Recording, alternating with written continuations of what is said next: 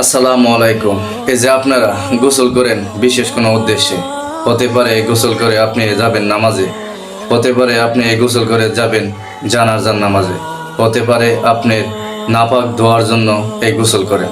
কিন্তু আপনারা একটা ভুল করেন, গোসলের ফরজ আদায় না করে আপনারা গোসল করেন। এই গোসল তো আপনাদের হবে না। যেমন একটা কথা বলি, আপনি কোনো নাপাক জায়গায় পাড়া দিয়ে আসছেন, আপনি সেই উদ্দেশ্যে গোসল করবেন। কি করলেন? আপনি ফরজ গোসল করলেন না, শুধু পানি ডাললেন শরীরে। আপনার শরীরটাই ধোয়া হবে, কিন্তু শরীর থেকে নাপাক যাবে না। আপনি পানি দিয়েই তো গোসল করেন। তো গোসলের ফরজ আদায় করতে সমস্যা কি? গোসলের 3 ফরজ, কিন্তু আপনি আদায় করবেন 4টি।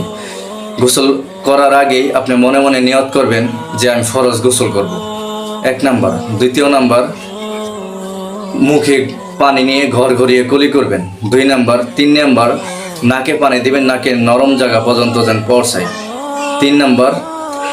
4 নাম্বারে আপনি সারা শরীর সুন্দর করে ধৌত করবেন। আর ধৌত করার সময় নাভির ভিতরে পানি ঢোকে না, একটু নাভির ভিতরে আঙ্গুল দিয়ে খোসা দিয়ে পানি ঢুকিয়ে নেবেন, নইলে আপনার গোসল হবে না।